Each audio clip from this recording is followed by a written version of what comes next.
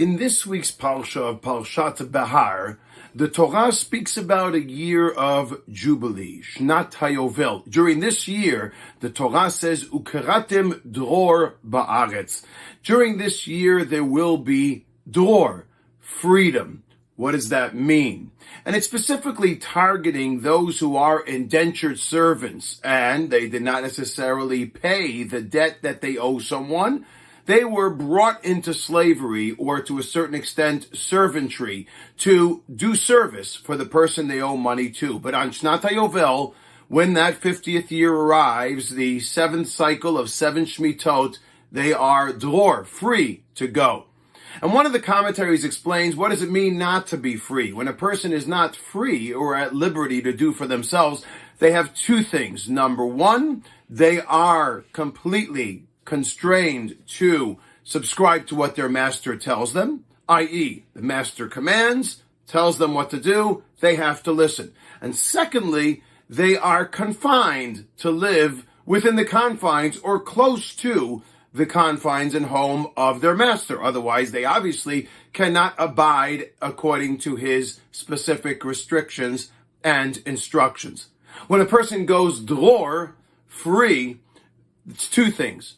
Number one, they are independent thinkers. They now can decide for themselves how they would like to spend their time. Number two, they are now capable and free to build their own home.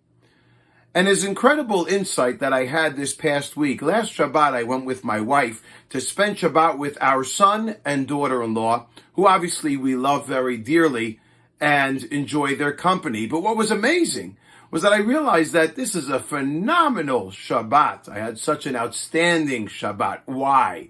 It wasn't anything exceptional in terms of the food. There wasn't anything exceptional in terms of the apartment where we stayed. And there wasn't necessarily anything different about company that we've shared before. But the reason why it was so exceptional is because we had the privilege of witnessing our son free.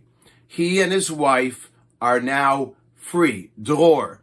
Number one, to think for themselves, make their own decisions. Number two, to build their own home, to decide how they're going to lead their lives. And interestingly enough, during the course of Shabbat, as I've had many times in the past, I engaged in a number of differing opinions with my son. He thinks very differently than I do. He believes in different beliefs than I do. But that was okay with me. While one day I might have been resistant and not understanding, today I was. And it was okay with me. Not only was it okay for me, it was refreshing. Why? Because I, as a father, realized that my son is not only free, but he's free to build his life together with his wife the way they see fit.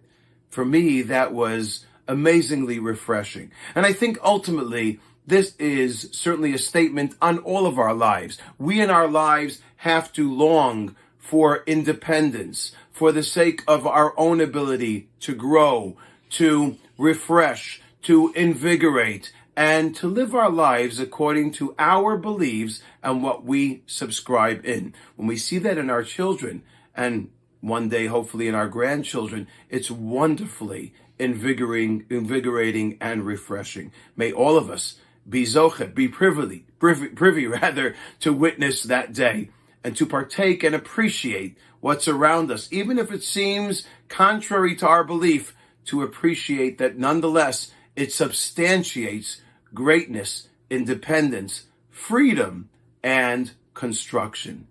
Shabbat Shalom. Thank you once again for joining us. Please remember to consider subscribing to the page below and send me your comments. I will get back to you. Have a great day.